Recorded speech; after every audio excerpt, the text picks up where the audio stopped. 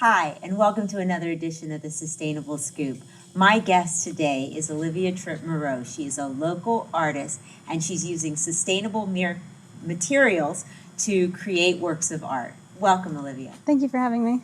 Now, Olivia, before we get into some of the beautiful works that you've got on exhibit right now, can you tell us a little bit about how you decided to make art a career?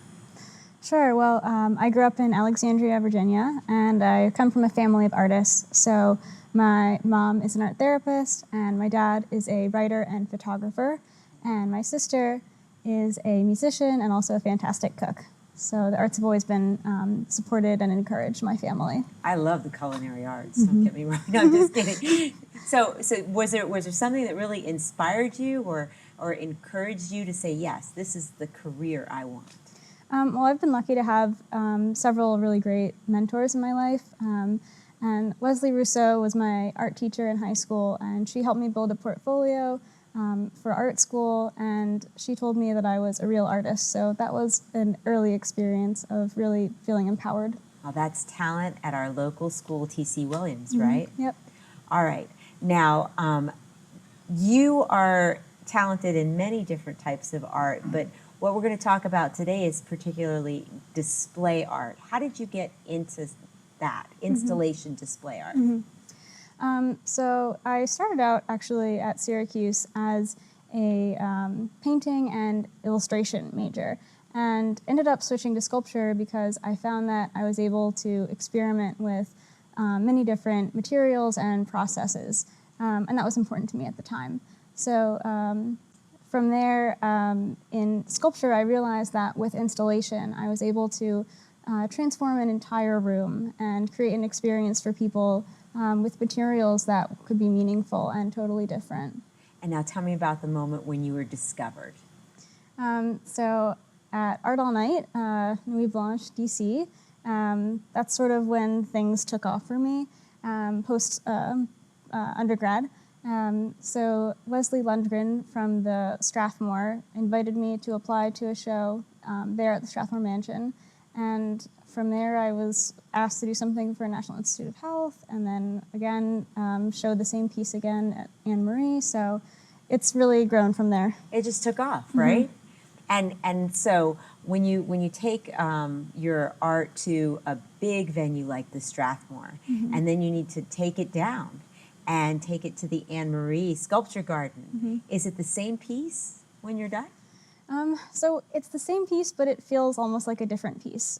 Each time I install it, it's totally different depending on the light that the building gets, the walls and ceilings. Each building also has its own sort of code as to whether or not you can drill into walls, so it's got its own challenges. And it's very labor intensive to install this stuff. This is not something you do all alone. So I did do the Strathmore pretty much alone, but I had a little bit of help. But the more help, the better, to have someone else to sort of climb up the ladder, hold the piece, and I'd sort of tell them where to adjust. So now the piece that you did there called Stretch, you also took that concept with smaller projects like at NIH. So how do you capture the same movement and expression in a much smaller venue? Yeah, so the piece that's at the National Institute of Health right now is much smaller. It's the same process, though, which is inviting women to donate their clothing, which may have meaning or sentimentality. And I cut that into strips and wrap it around the fabric, wrap the fabric around the sculptures. And I think that that's still very meaningful for people. Okay, well, the exhibit that just came down, but that I really was excited about was the Feminicity. And yet, when I tried to look up Feminicity, my computer kept trying to autocorrect. So what is Feminicity? What does that mean, that exhibit? What does it mean to you? So Feminicity is a term that was used in the mid-1800s to describe basically the condition of being a woman. So it sort of tried to define what was a woman. And I just find that each woman has her own very different experiences and individuality, and you can't just pare someone down to a single definition of what that should be. So I'm reappropriating the term to be something empowering for women. and using their clothes that were donated. I mean, this can evoke a memory in not just women, but men too. Yeah, it could. I mean, the idea is to weave and wrap together the experiences of many different women, but I do want all communities to sort of be a part of the conversation around those experiences.